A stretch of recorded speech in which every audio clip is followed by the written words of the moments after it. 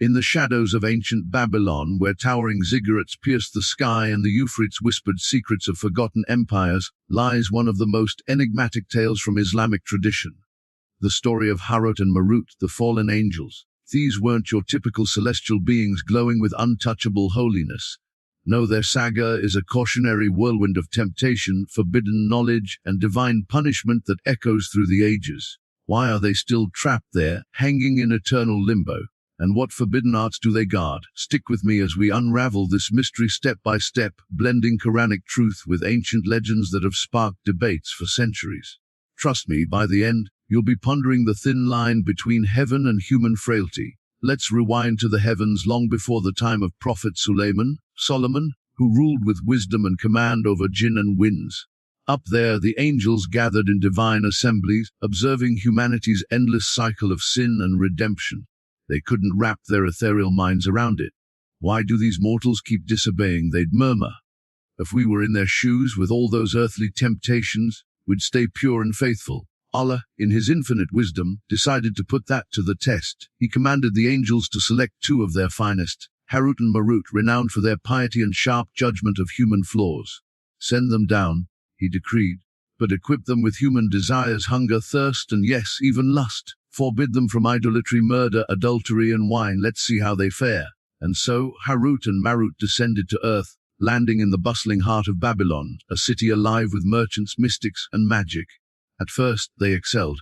People flocked to them for guidance, dazzled by their otherworldly knowledge. They judged disputes fairly, taught moral lessons, and even revealed the secrets of sorcery, not to harm but as a trial. As the Quran tells us in Surah Al-Baqarah, verse 102, they warned everyone, we are but a fitna, a test, so do not disbelieve. Magic in their hands was a double-edged sword. It could separate a man from his wife, bend reality, but it came with a heavy price. Use it wrongly and you'd forfeit your soul. But temptation crept in like a serpent in the garden.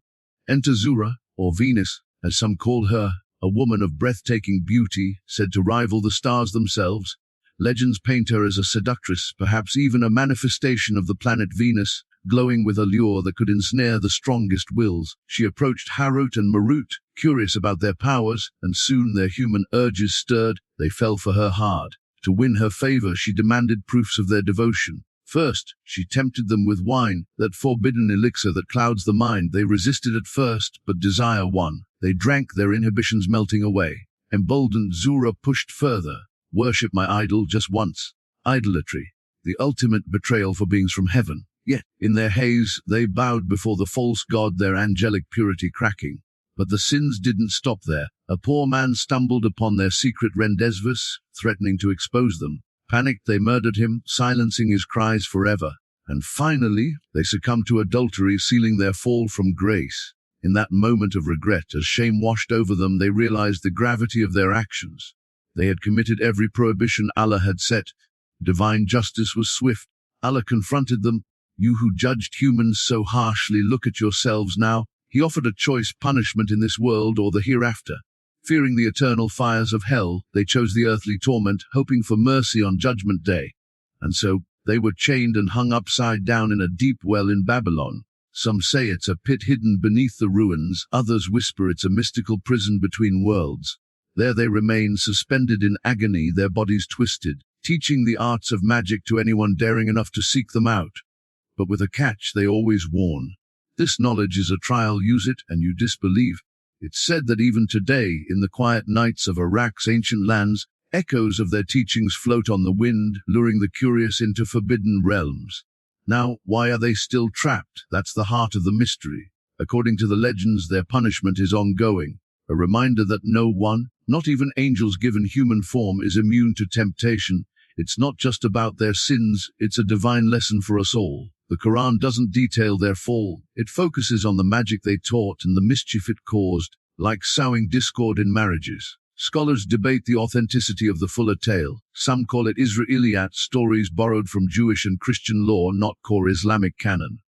After all, pure angels don't sin, they obey without question. Maybe Hārūt and Mārūt weren't fallen in the Christian sense, but were sent purely as teachers, and the trapping is metaphorical, symbolizing how forbidden knowledge binds the soul. Yet the story persists, fueling explorations and theories. Adventurers have scoured Babylon's ruins, now modern-day Hilla in Iraq, searching for that legendary well. Some claim to have found ancient inscriptions hinting at angelic prisoners.